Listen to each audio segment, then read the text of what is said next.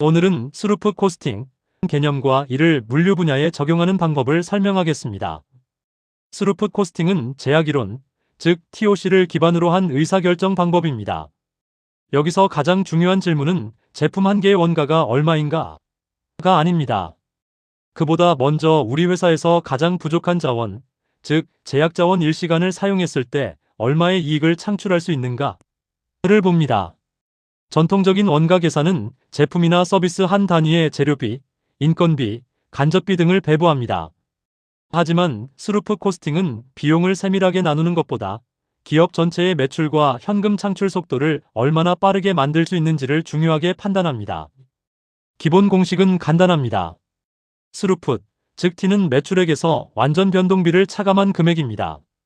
완전 변동비란 판매량이나 주문량이 한 단위 증가할 때 직접적으로 함께 증가하는 비용을 의미합니다. 대표적으로 상품 구입비, 직접 재료비, 판매 수수료, 주문별 포장재비 등이 해당될 수 있습니다. 그리고 어떤 개선안이나 추가 주문을 평가할 때는 스루풋 증가액에서 운영비 증가액과 투자 증가액을 차감합니다. 다시 말해 매출만 늘었다고 좋은 의사결정은 아닙니다. 추가 매출로 발생하는 스루풋이 추가 인건비, 차량비, 설비 투자비보다 충분히 커야 합니다. 물류에 적용하면 병목은 생산 설비만을 의미하지 않습니다. 피킹라인, 상차 도크, 배송 차량, 검수 인력, 배차 시간, 주문 마감 시스템도 모두 제약 자원이 될 수 있습니다. 따라서 물류 스루풋 코스팅은 배송비를 건당 몇백 원 줄이는 데만 집중하지 않습니다. 제한된 차량과 인력, 도크와 피킹 설비를 활용하여 더 많은 주문을 납품 완료하고 더 빠르게 매출과 현금을 창출하는 방법을 찾는 데 목적이 있습니다. 이번 페이지에서는 전통적 원가 계산과 스루풋 코스팅의 차이를 살펴보겠습니다. 전통적 원가 계산에서는 직접 재료비, 직접 노무비, 제조 간접비를 제품이나 서비스에 배부합니다. 그리고 제품 한 개당 원가와 이익률을 계산하여 어떤 제품이 수익성이 높은지를 판단합니다.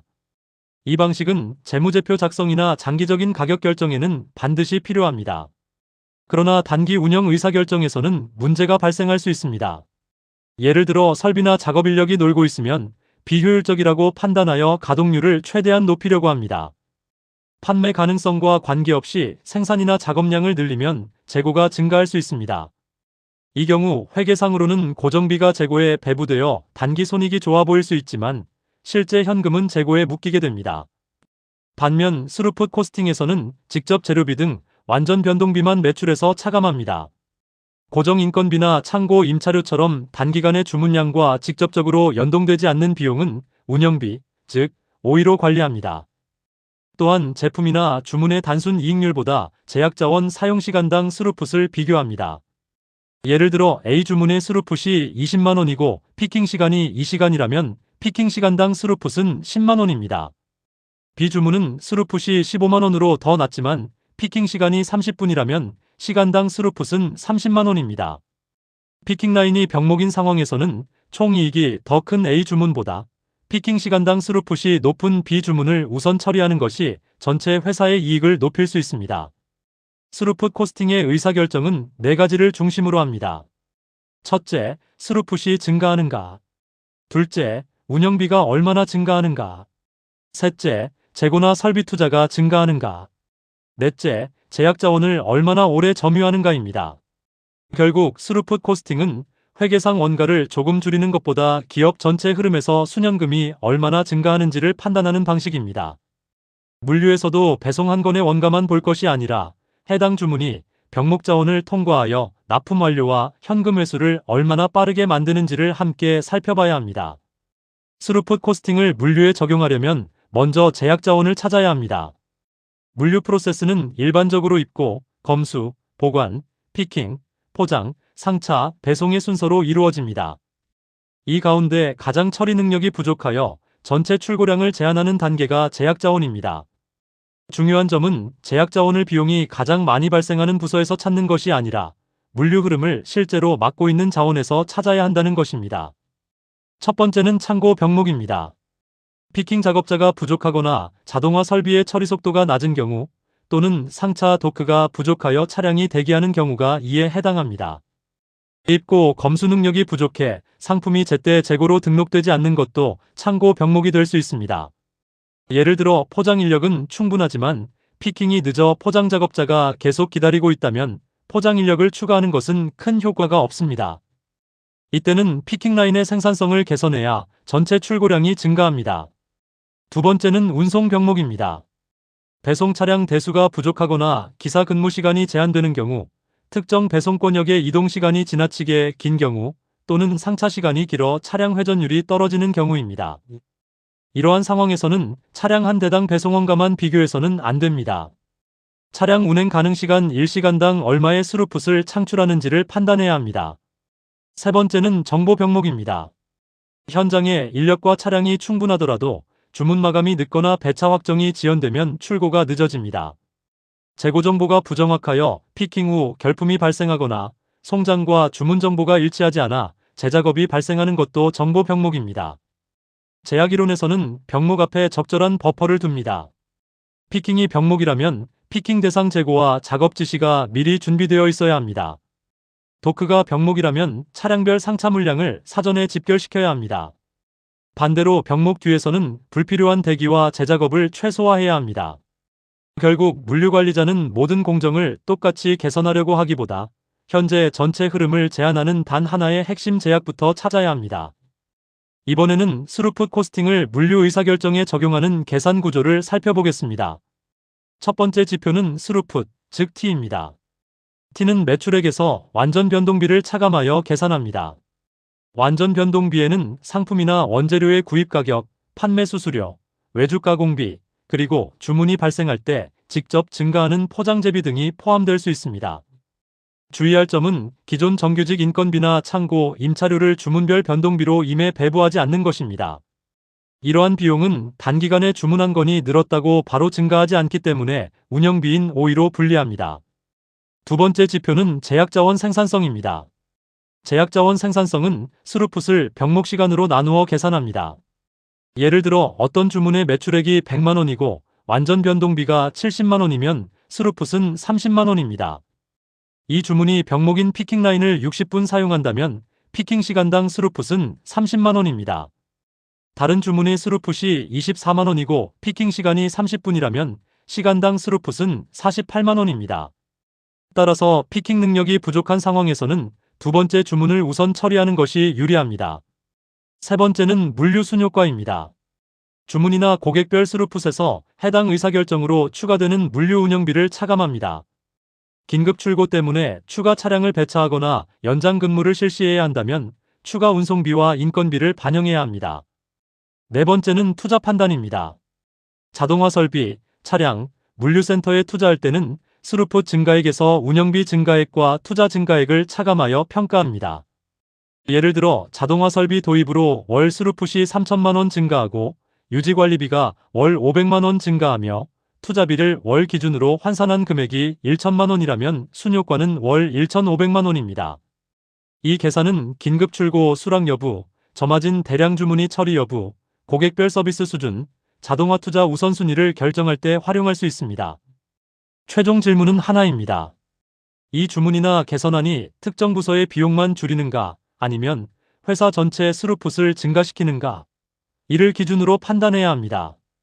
이번 페이지에서는 물류센터와 배송 현장에 스루풋 코스팅을 적용하는 6단계의 절차를 설명하겠습니다. 첫 번째는 플로 맵 작성입니다. 주문 접수부터 입고, 검수, 보관, 피킹, 포장, 출고, 배송 완료까지 전체 흐름을 연결합니다. 각 단계별 작업 시간뿐만 아니라 대기 시간과 재작업 시간도 측정해야 합니다. 두 번째는 제약자원 확인입니다. 대기열이 가장 길게 발생하는 위치, 초과 근무가 반복되는 작업, 미출고가 집중되는 단계를 찾습니다. 단순히 작업 시간이 긴 공정이 아니라 전체 주문 완료를 제한하는 자원을 찾아야 합니다. 예를 들어 피킹이 끝난 상품이 도크 앞에 계속 쌓이고 차량이 장시간 대기한다면 도크나 상차 작업이 제약일 가능성이 높습니다.